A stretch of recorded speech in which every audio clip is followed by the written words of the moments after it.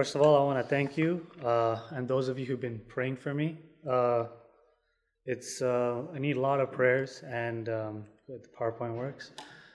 And it's only through prayers that God laid a topic on my heart, and I'd like to share that topic with all of you today.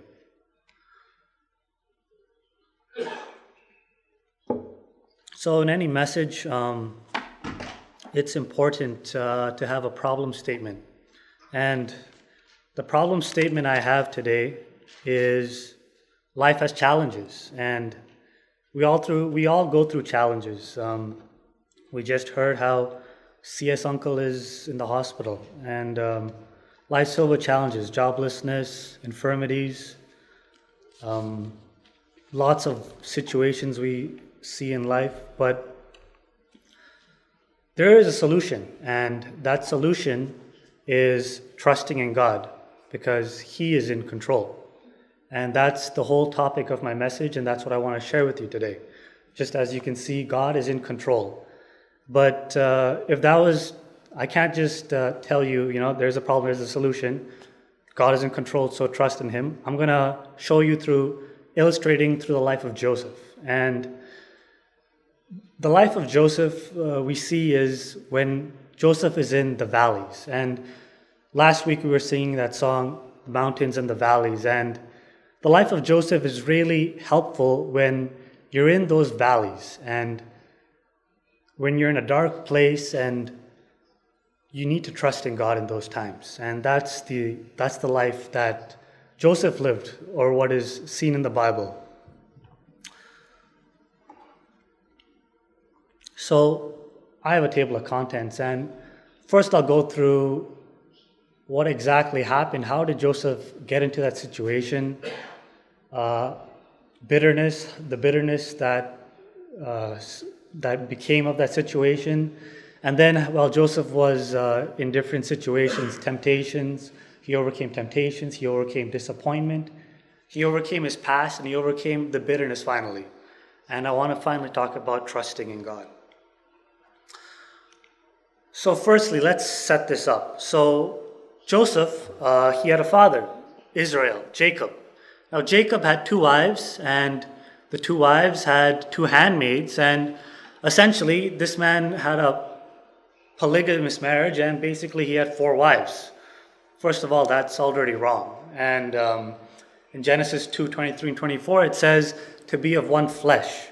But here Jacob is divided, and 4 fleshes. He has 4 different wives, handmaids, whatever you call it, and his attention is distracted. Just as John's uncle touched on last week, when our attention is divided, it takes us away from God. And even when we have different relationships, we're supposed to have one wife, one flesh. And the application to us is, yes, all of us only have one wife or one husband, but that same way we can't have other idols in our lives that take away our focus from God. So with these 4 wives, he had 12 sons. And with the 12 sons, there are 12 sons, boys. Now the thing with boys is they're very competitive. And I know that firsthand in my house, always competing with each other for the top spot, Even to this day, I'm still competing with my brother, Try to get better marks than him, try to get better education than him, try to get better salary than him, This is the thing with boys, and it goes on. You're always competing with each other. And it's even worse. I only have 1 brother, but here are 12 brothers. So it's a it's a situation that's very kind of hostile. So that's the type of situation we're in. And furthermore, there are 12 sons, but Jacob, he loved the one son, Joseph. Joseph was a very special son to him. And that's because he loved that one wife, Rachel. He didn't really want to marry Leah, but he married Rachel, and he really loved Rachel. And what ends up happening is you love the boy that comes from the wife you love. Very obvious. So this favoritism caused serious family friction in in the life of that family, of the boys, between the wives. The wives were envious of each other. That's why Jacob ended up going with one handmaid to the next handmaid. And it was a lot of envy in that family, a lot of friction in the family. And this drops down to the 12 sons in the family also. Now, we know Jacob, he is the conniver. And Jacob, we know his story. He killed an animal, made stew for his father, and stole that birthright blessing from Esau.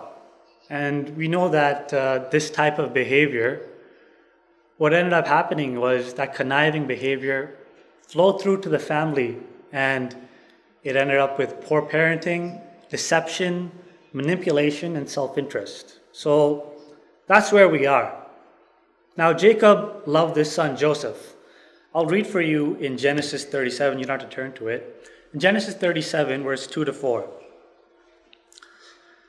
These are the generations of Jacob. Joseph, being 17 years old, was feeding the flock with his brethren, and the lad was there with the sons of Bilhah and with the sons of Zilpah, his father's wives.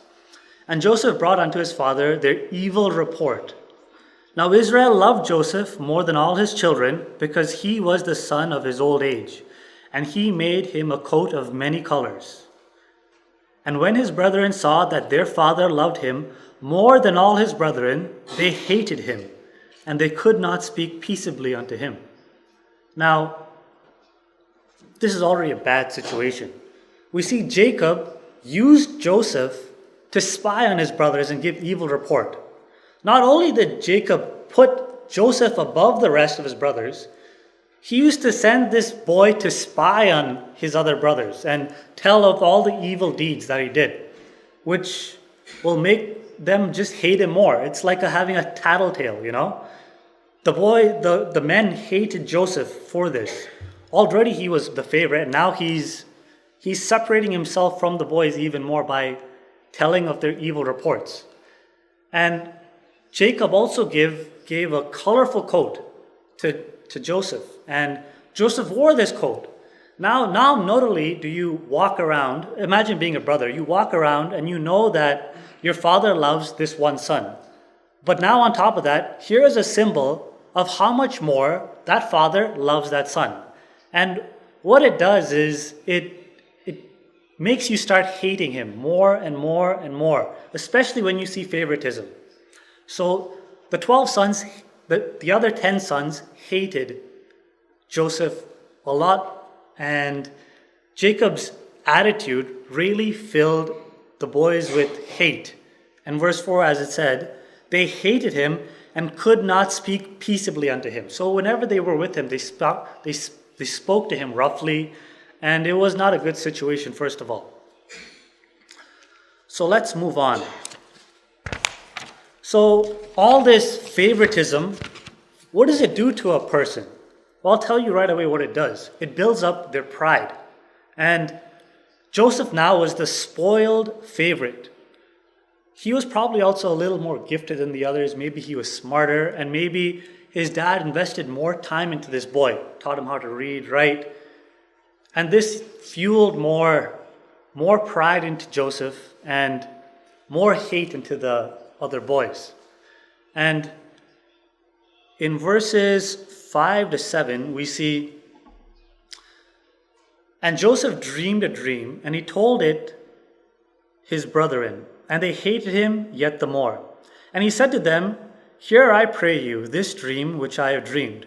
For behold, we were binding sheaves in the field, and lo, my sheaf arose, and also stood upright, and behold, your sheaves stood round about, and made obeisance to my sheaf. And his brethren said to him, Shalt thou indeed reign over us? Or shalt thou indeed have dominion over us? And they hated him yet the more for his dreams and for his words. And he dreamed yet another dream, and told his brethren, and said, Behold, I have dreamed a dream more. And behold, the sun and the moon and the 11 stars made their obeisance to me.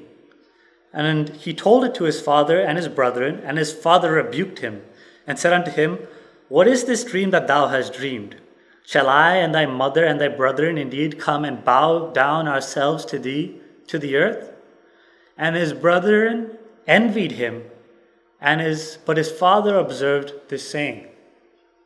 Now, why would Joseph tell such a dream to his family?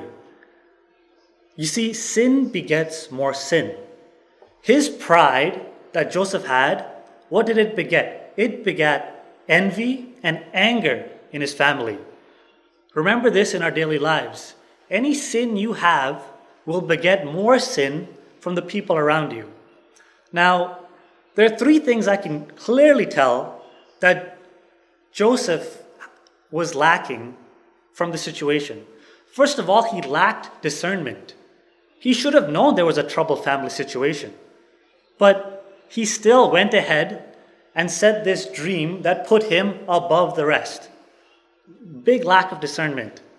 He lacked sensitivity. The impact of his words. Even his father rebuked him. It was not a wise thing to say. But Joseph went ahead and he said this insensitive dream, which he probably should have kept to himself. Finally, he lacked maturity, and he wasn't ready for the power which he would eventually get. Proverbs 27:1-4. Let me read that for you. It says something very clearly about envy and humility and humbleness. Proverbs 27:1-4. Boast not thyself of tomorrow, for thou knowest not what a day may bring forth. Let another man praise thee, and let not thine own mouth, a stranger, and not thine own lips. A stone is heavy, and the sand is weighty, but a fool's wrath is heavier than them both. Wrath is cruel, and anger is outrageous. But who is able to stand before envy? It was really foolish of Joseph to say these things. And just as the last word said, who is able to stand before envy? What the brothers wanted was to get him out of their sight. And that's what happens when brothers are filled with envy. They want him out of the sight. So what really happened after that? The fruit of bitterness was created. And in the fruit of bitterness, the boys are very, very angry. And this time, Jacob sent Joseph, go see what your brothers are doing. So Joseph went along, and he was checking on his brothers. And those boys, after this dream, they had it. They didn't want to see him anymore. They actually wanted to kill him. But Reuben talked them out of it, so they didn't kill him. Instead, they took his coat, and the symbol of their resentment, the symbol of his elevation above them, they took his coat, they cast him into a pit, and they hardened their hearts, and they sold him into slavery. And finally, they lied to their father about his death. They killed an animal, just like Jacob did previously, and they spread the blood on the coat and told their father that Joseph was killed by an animal. Here are the remains we have, just the blood. It's funny, though, that this Jacob fellow, the conniving fellow that he was, he got exactly what happened to him. What he did to his father, his sons did to him. It's funny how that works. Joseph the deceiver had now become the deceived. The same way he used an animal, covered himself in a coat, and deceived his father, his sons killed an animal and instead used the blood to deceive him. But God used this for God's glory, and God had to work on Joseph. He had to work on his pride. And the one thing I clearly see in this story was when we are prideful, God will bring us down to the lowest point. And this was absolutely the lowest point. He went from being the esteemed child in his house to now a slave. A slave. He was sold to the Ishmaelites, and eventually he ended up in an Egyptian's house. And we'll talk about that also. So God had to work on Joseph's pride. Now, Joseph, he was sent to this land in Egypt. And in Egypt, he was under an Egyptian, the chief guard, and his name was Potiphar. Joseph slowly started learning the language. He overcame this treacherous situation he was in, and I think at this point he started trusting in God. And over the years, he learned the language of the Egyptians. He learned the skills needed to serve the captain of the guard. And after a decade, he was overseer in Potiphar's house. Now, it's very, very miraculous to see his testimony in Potiphar's house. Let me read it to you in chapter 39. No need to turn to it. In chapter 39, 1-6. And Joseph was brought down to Egypt, and Potiphar, an officer of Pharaoh, captain of the guard, an Egyptian, brought him of the hands of the Ishmaelites, which had brought him down thither. And the Lord was with Joseph, and he was a prosperous man, and he was in the house of his master, the Egyptian. And his master saw that the Lord was with him, and that the Lord made all that he did to prosper in his hand. And Joseph found grace in his sight, and he served him, and he made him overseer over this house. And all that he had he put into his hand. And it came to pass, from the time that he had made him overseer in his house, and over all that he had, that the Lord blessed the Egyptian's house for the sake of Joseph. And the blessing of the Lord was upon all that he had in the house and in the field. And he left all that he had in Joseph's hand, and he knew not aught he had, save the bread which he did eat. And Joseph was a goodly person and well favored. Now, I don't know about you, but I've never had a review like that for any work I've done. Can any of you think in your own lives, has ever your boss said, I like you because I see God working through you, and everything that you touch prospers in your hand? You see, Potiphar saw that God was with Joseph. Our testimony, it's an indictment on me and everyone else. When people see us, do they see, he was a pagan first of all, Potiphar, and do they see God is with this man, God is with this woman, and God is helping whatever they touch, it prospers in their hand? Do the people of the world see that in us? It's another thing we need to think about. Well, Potiphar saw that in Joseph, and everything under Joseph prospered. Potiphar gave him all control over everything in the household. And another thing was, he didn't even know what was in his house. He didn't know the money he had. Just the bread on the table for the next day, that's all Potiphar knew. He had complete trust in Joseph. He knew Joseph would not do him wrong. Now, this is a very good story to hear at this point. Joseph was sold into slavery. He learned to trust in God, and even others around him saw that God was with him. Joseph overcame that bitterness and was not enslaved by his circumstances. That's one thing we need to learn. We can't be enslaved by our circumstances. We need to move on. So that's what happened to Joseph. He overcame this. But what happens when we're at the height of our power? What happens is temptation strikes. And Potiphar's wife, she also saw Joseph. But he thought of him in a different way. And Potiphar's wife cast longing eyes on Joseph.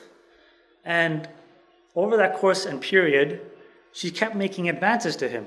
Let me read that out to you, chapter 39.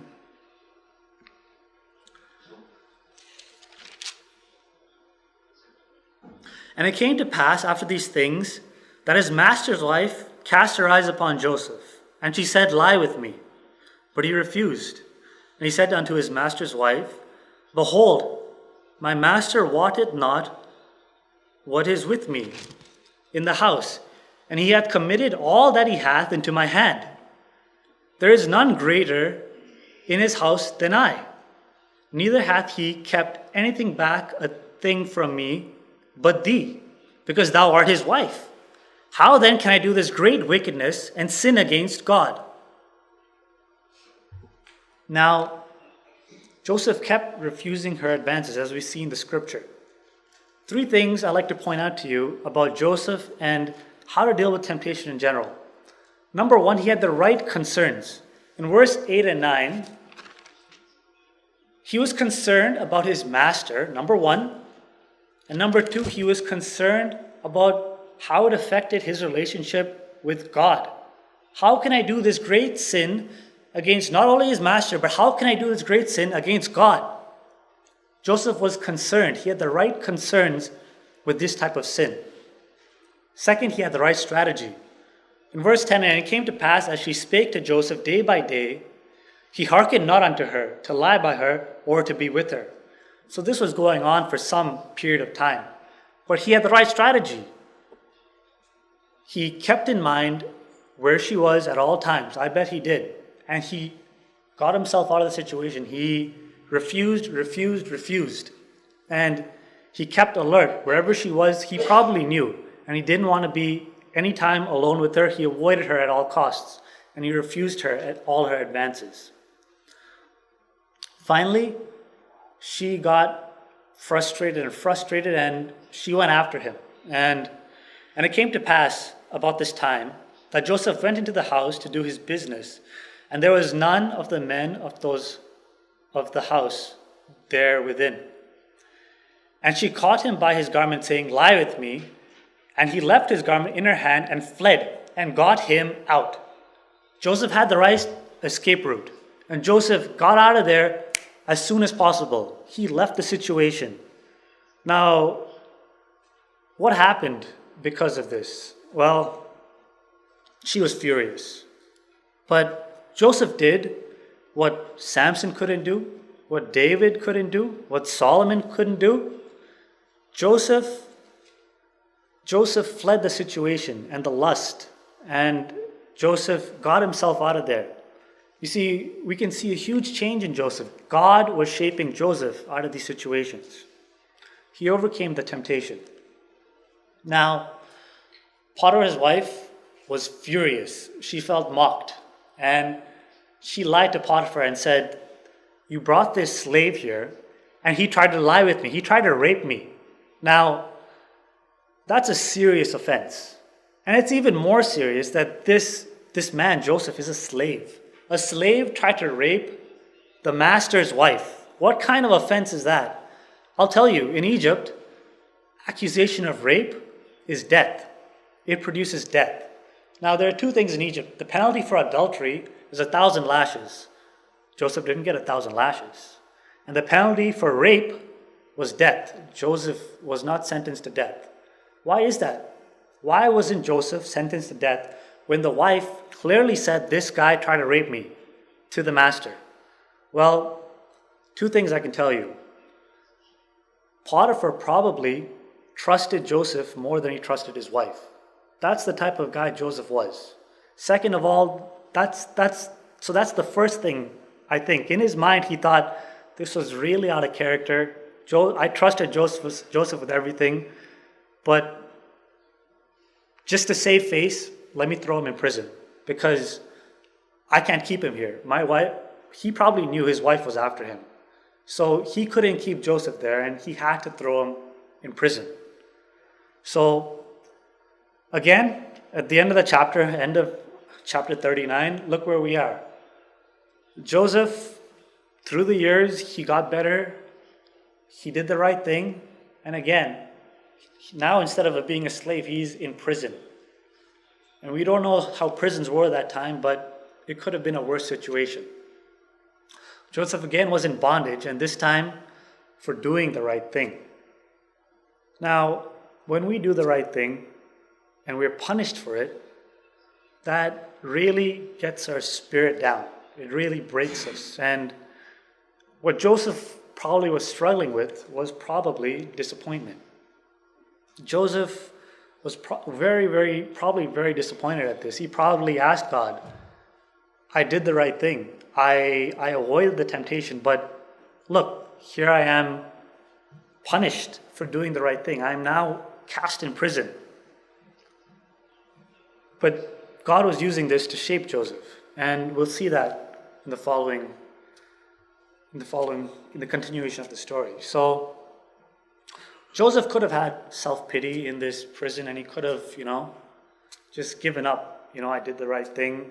It could have affected his relationship with God, but he didn't do that. He overcame the disappointment, and he prospered in the prison. Let me read to you 39, verse 21, 23. So this is after he's in prison.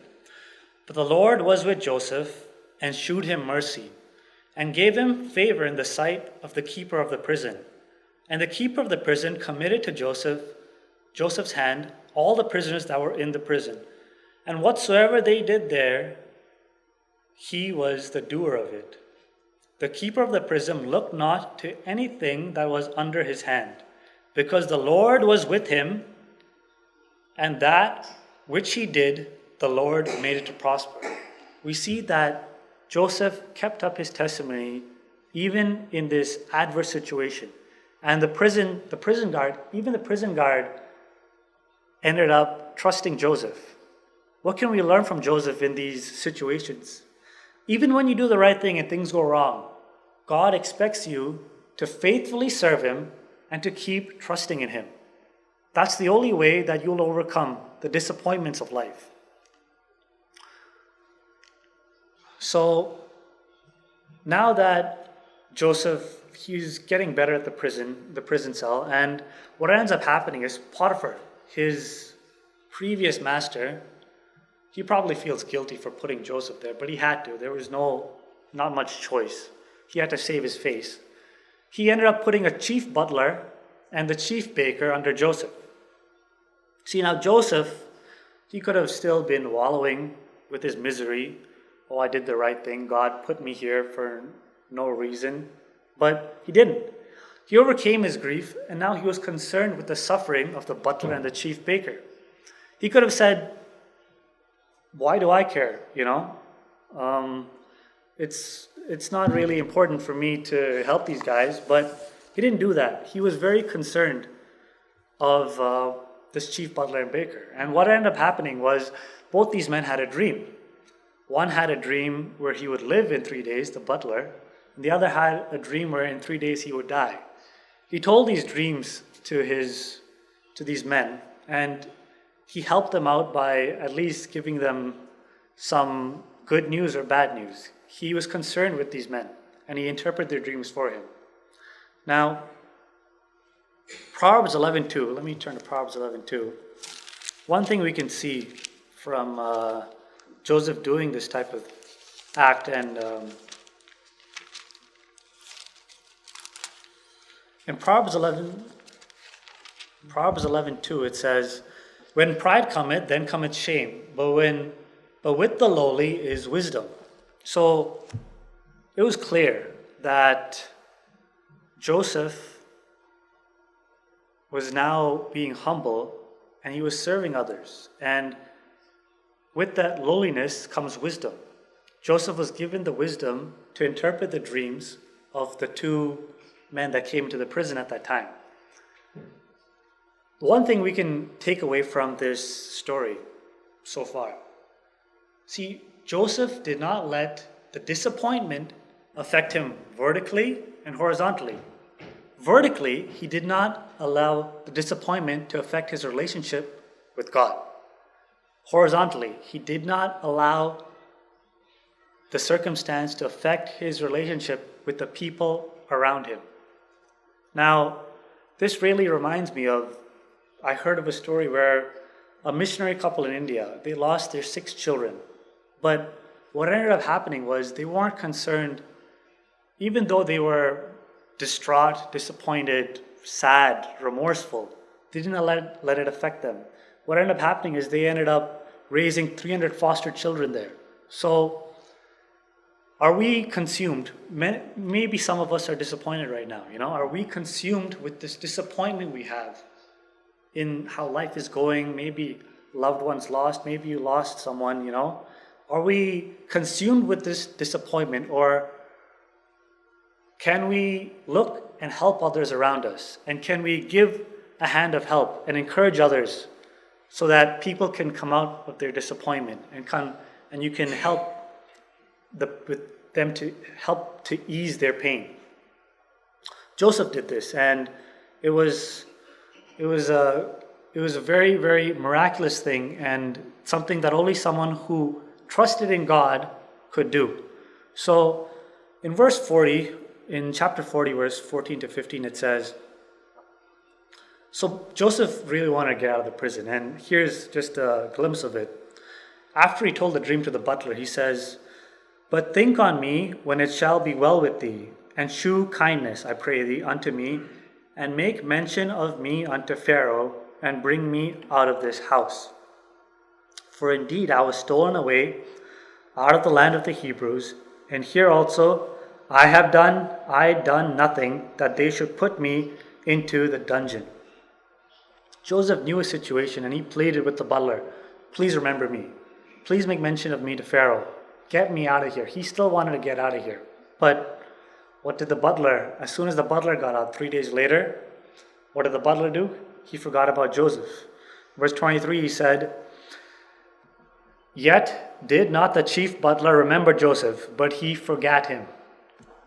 Again, more disappointment. The butler got out of the situation and completely forgot about Joseph, even though Joseph was concerned about his problems.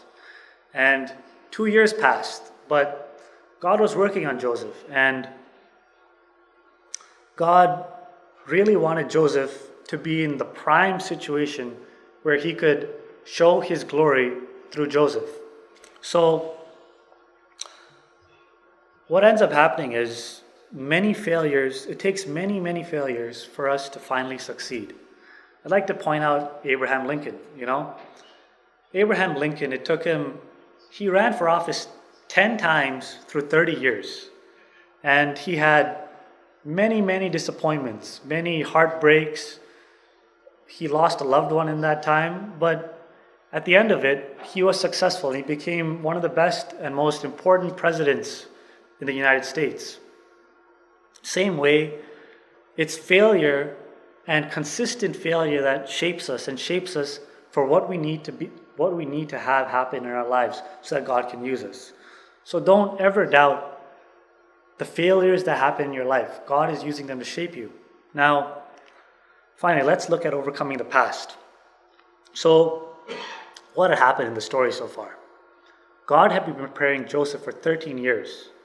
Sold into slavery, he overcame temptation, and now he overcame disappointment, and he was a humble guy so that God gave him the wisdom to interpret dreams. God only gives wisdom to those who are lowly.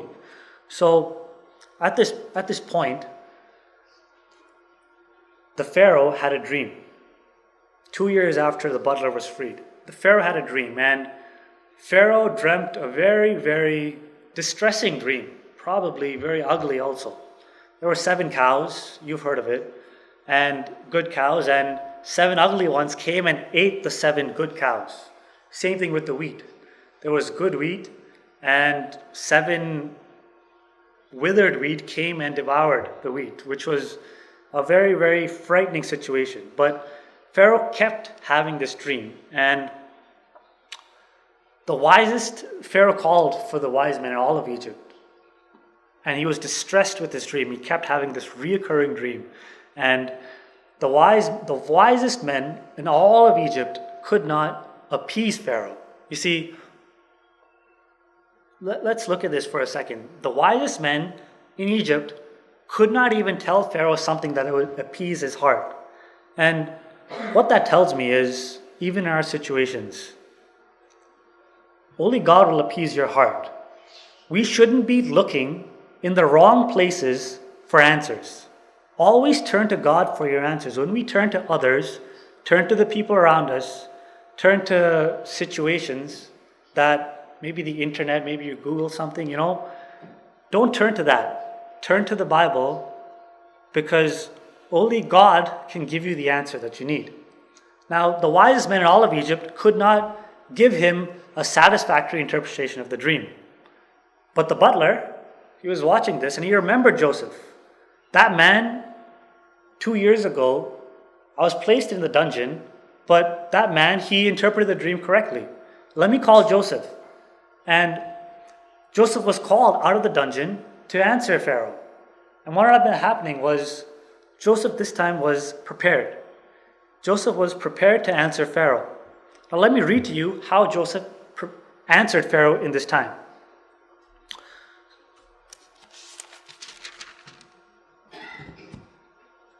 So in chapter 41, verses 15 and 16, we see, "And Pharaoh said unto Joseph, I have dreamed a dream, and there is none that can interpret it. And I have heard say of thee that thou canst understand a dream to interpret it. And Joseph answered Pharaoh, saying, It is not me. God shall give Pharaoh an answer of peace." Two things here we notice. Joseph's attitude completely changed. He had humility. It is not me, it's God that will answer thee. And second of all, he had faith that God would answer him. He could have walked in there and nothing could have came to him. It could have been nothing, he tells him his dream and nothing, and then he'd probably be executed after that. But Joseph said two things, very, very important. It is not me, God shall give thee the answer. He had humility and he had faith, which is extremely big change we see in Joseph. He trusted in God and he knew God would deliver him. Let's continue.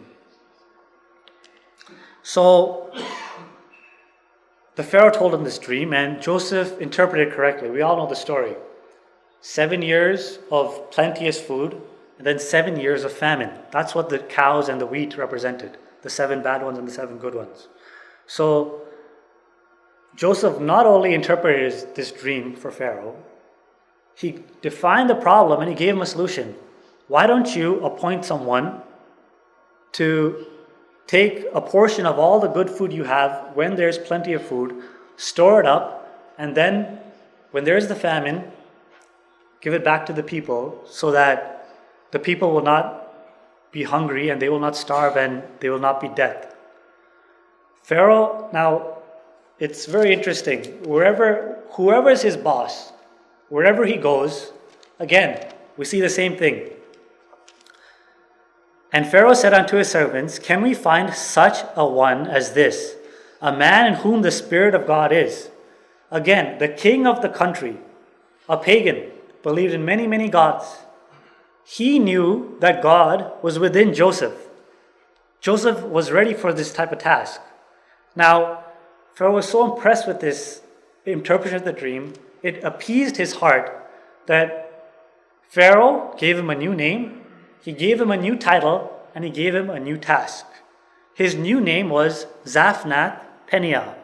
And what that means is, to whom God revealed secrets. He got a new name.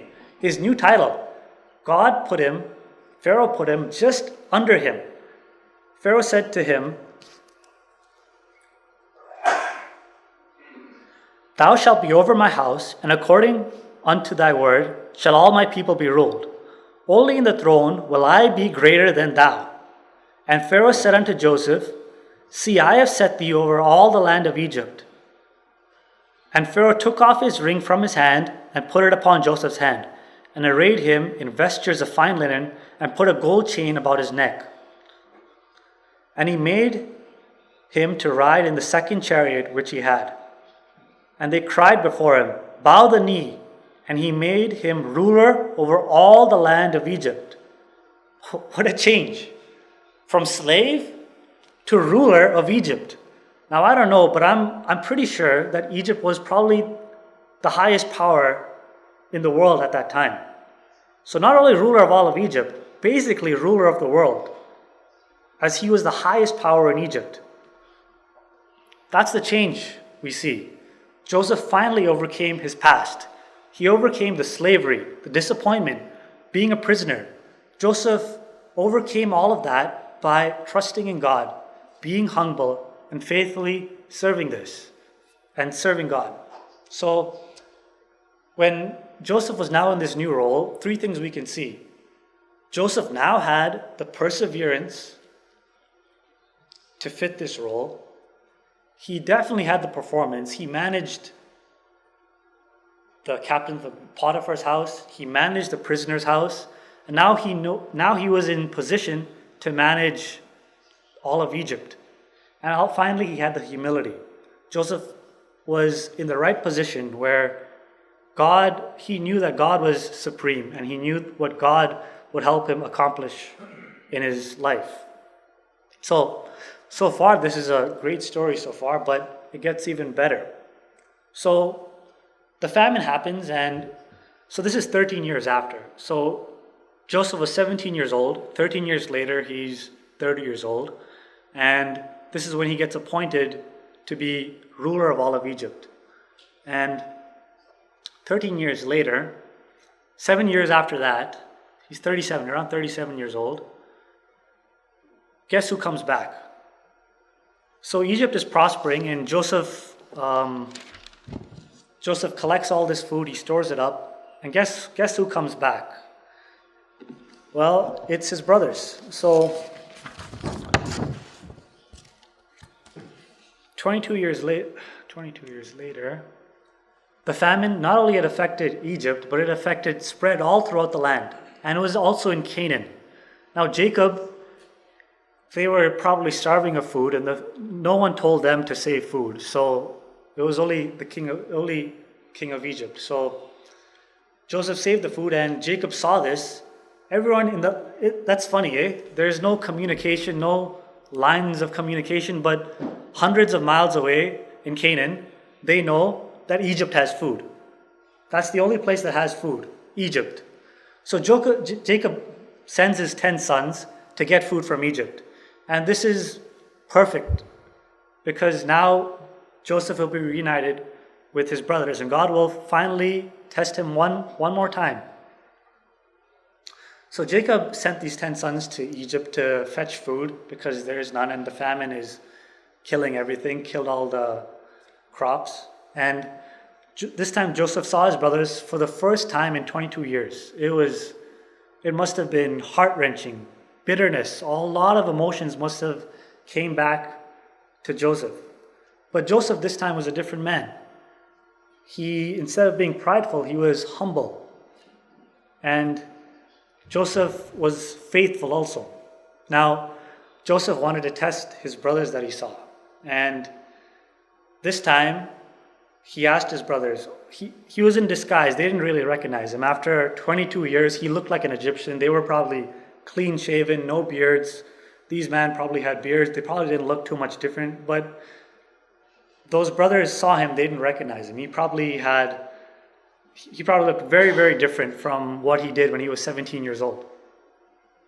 So he saw his brothers and talked roughly with them, and he heard that there was another brother, Benjamin, and he wanted them to bring Benjamin back. So he kept Simeon and put him in prison, told him to bring Benjamin if you really want food. They brought Benjamin back, and now here's where the testing really begins. So this time, the ruler, he wanted to see if his brothers changed or not. So what did he do? He gave Benjamin 5 times more food than all the other brothers at a banquet. He wanted to see what's the difference, were they jealous of him? But this time the brothers changed also. God worked in their hearts, and they were not envious of their youngest brother. Benjamin probably became the favorite. He was the second son of Rachel. So they were not envious of him anymore. And secondly, what Joseph did, he sent them off, but he framed Benjamin. He put the silver cup in Benjamin's sack so that he would get caught. And what ended up happening was Joseph really wanted to see the change in his brothers. So the Egyptians caught them, brought them back, and said, "You guys stole something from us." And the 10 brothers were shocked. They're like, "We didn't do anything. None of us would ever do something like that. That just sounds ridiculous. No way," right? So in chapter 44, we see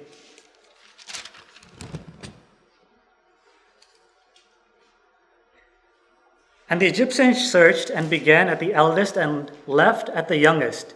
And the cup was found in Benjamin's sack. Let's see what happened next. Then they rent their clothes and laded every man his ass and returned to the city. They rent their clothes. They were shocked that the cup was found in Benjamin's sack. They were so distressed by this situation. Verse 14. And Judah and his brethren came to Joseph's house, for he was yet there, and they fell before him on the ground. The prophecy was finally true. The prophecy that Joseph had 22 years ago finally came true. They fell before Joseph. And Joseph said unto them, What deed is this that ye have done? Wot ye not that such a man as I can certainly divine? And what ended up happening was Judah pleaded to Joseph and asked him, Please, let me be a surety for Benjamin. Enslave me and let Benjamin go. The roles finally reversed. You see, Judah, I didn't mention this, but Judah was previously the ringleader, and he came up with this plan, let's sell Joseph to the Ishmaelites. But what ended up happening is now Judah is saying, let me be the slave, even though he didn't do anything wrong. Let me be the slave and let me be the surety for Benjamin. Let him go, or my father will die. He was so concerned and so repentant, and his heart really changed. When Joseph heard this, he could not control himself. He wept. And the story got better, and Joseph overcame that bitterness he had in his heart. He saw that there was a true change in them. And we know the story. He was reunited with his family. He revealed who he was and how God had a purpose for Joseph. All the things that happened was in God's divine plan, so that Joseph could save the whole nation of Egypt and also his own family, so that the lineage of Christ could be preserved. That's why Joseph was sent to Egypt. It was a big. It's hard to see when we're in this situation, but looking back 2,000 years back, it's because Joseph prevented this famine from killing everyone that the lineage of Christ was kept intact. Now,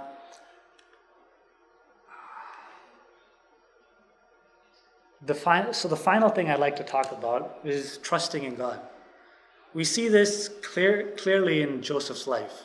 Joseph trusted in God. And brothers and sisters, when you are in various circumstances, death of a loved one, you lost your job, you hate your job, you're in a good situation, you have a lot of infirmities, in those valleys, I always think, God is using me and shaping me for His will. That's how all of us need to think and act in those situations. When we're in those valleys, just remember, God is shaping you for His will. We can also say a prayer, When we're in the valleys, just remember, maybe some of you are in the mountains right now, but when you come to the valleys, remember God is shaping you. You can have a prayer such as, God, you know better than I. You know the way. I've let go the need to know why. I'll take what answers you supply. For God, you know better than I. Let this be our prayer when we go through unforeseen circumstances and we walk through life's challenges. Thanks for listening, and let's close in prayer. Dear Father, thank you for this day, O Lord. Thank you for blessing us, giving us sunshine, letting us live in a wonderful land, O Lord. We thank you for this story that happened over 2,000 years ago. We thank you for Joseph's life. We thank you that we're able to learn from him so that we can overcome life's challenges as they come across us, O Lord. Help us in all avenues of our life. Help us to overcome temptations, bitterness, strife, envy. Help us to live our lives and help us to trust in you. Give us humility to walk in your way. Help others to see us and know that God is with us and God is working on us. Thank you for everything you've done for us, Lord. In Jesus' name, amen. Thank you.